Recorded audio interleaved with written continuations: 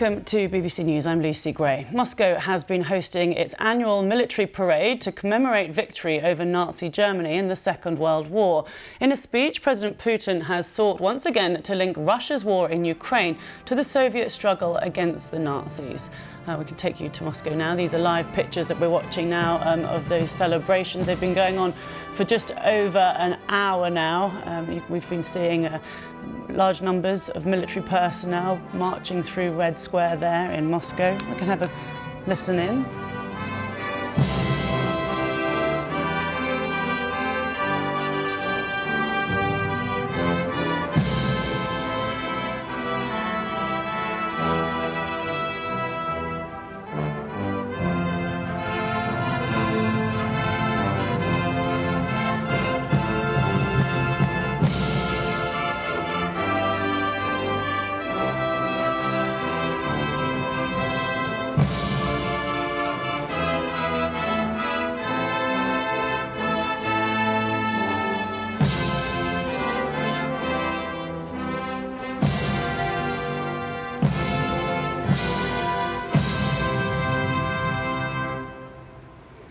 Here we are, President Putin there, walking along with other people to lay some flowers there. This is the Victory Day celebrations when the Soviet Union celebrates victory over Nazi Germany in 1945. And we can hear a little bit of what President Putin has been saying when he's been addressing the crowds there. President Putin told dignitaries that war was being waged against Russia, despite the fact that he ordered the invasion of Ukraine. Several leaders of former Soviet countries, including those of Belarus and some Central Asian states, have been attending the ceremony. But the parade has been scaled back this year, actually, due to fears of sabotage attacks linked to the war in Ukraine. And some events have been cancelled, including parallel parades in other cities. Let's hear a little bit of that speech. They've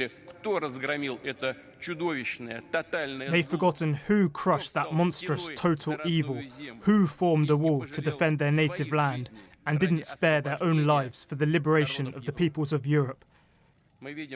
We can see how in a number of countries they are ruthlessly and cold-bloodedly destroying monuments to Soviet soldiers, demolishing memorials to great military leaders, creating a genuine cult of Nazis and their accomplices.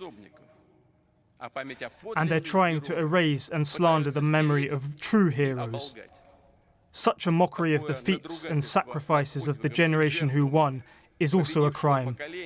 Overt revanchism from those who were cynically and openly preparing a new campaign against Russia, who collected for this neo-Nazi scum from around the entire world. Their aim, and there is nothing new about this, is to achieve the breakup and destruction of our country, cross out the conclusions of World War II and conclusively break the system of global security and international law, and suffocate any sovereign centres of development.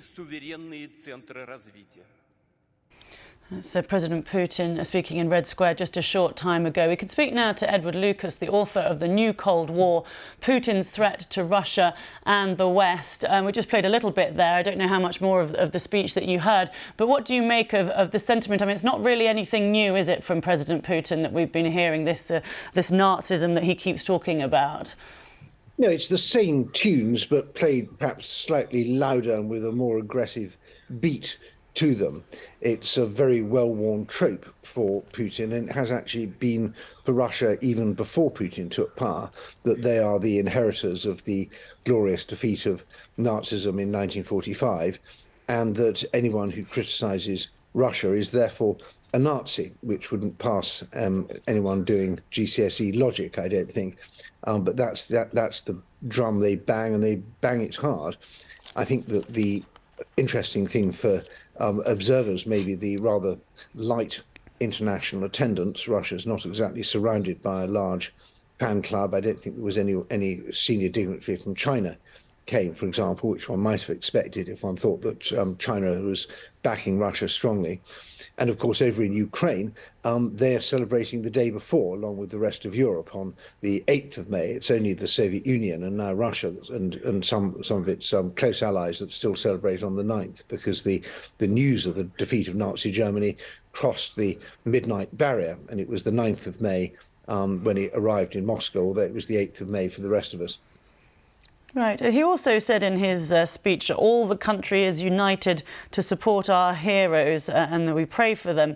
What do you make? Is it possible to say at the moment about sentiment in Russia in general, among the public, about the support or otherwise for the war in Ukraine?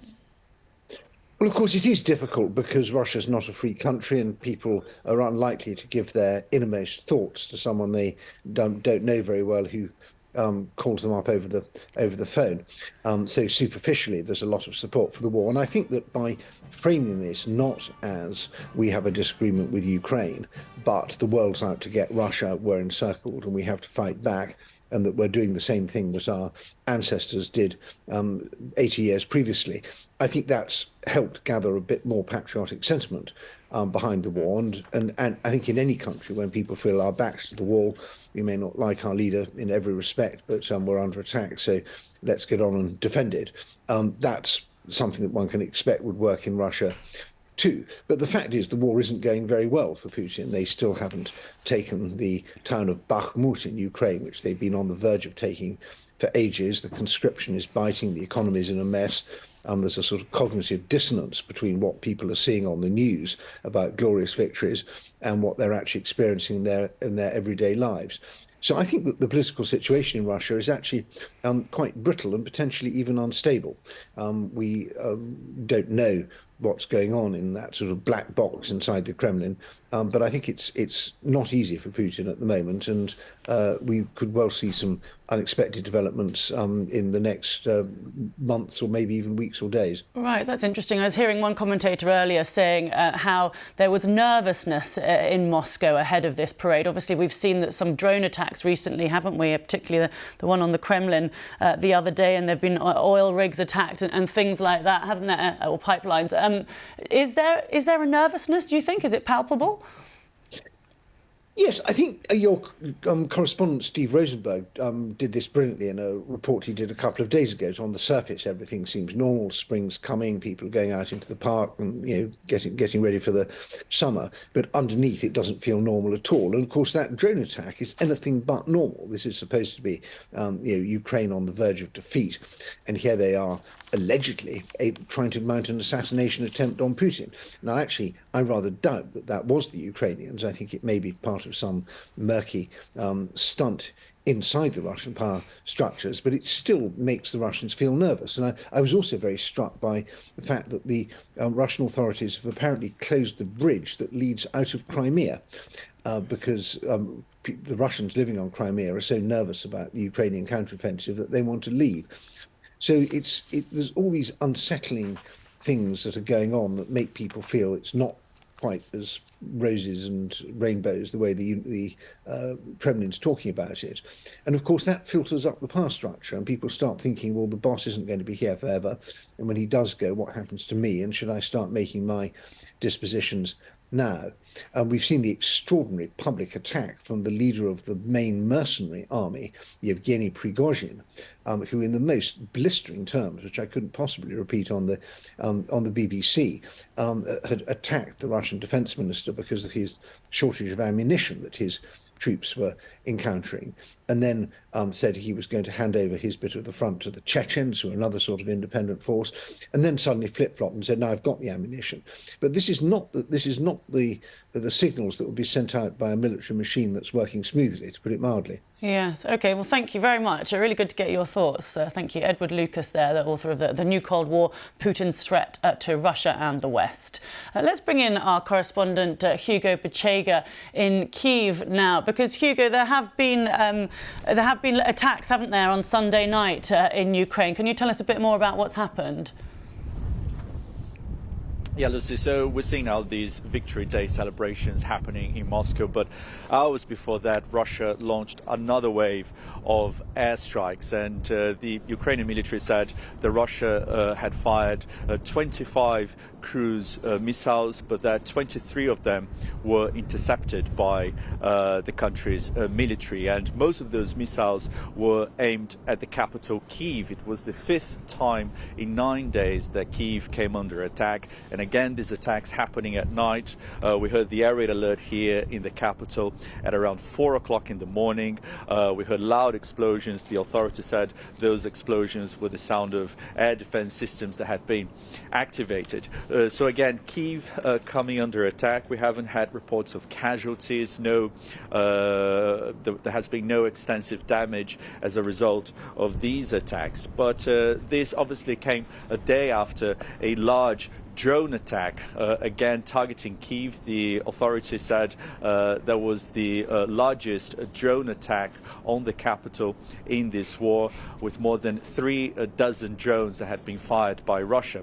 And what the authorities here are saying is that Russia has been trying to test and exhaust the country's air defense systems with these frequent attacks, and the Ukrainians have been extremely successful in intercepting most of those missiles and drones that have been launched by Russia in recent weeks. And obviously the background to this is that Ukraine says it's finishing plans for a much anticipated counteroffensive to try to take back territory that's now under Russian occupation. So we've seen that in the last 10 days or so, Russia has intensified these airstrikes with missiles and drones targeting towns and cities away from the front lines. And this latest wave of attacks happened just hours before these Victory Day celebrations in Moscow.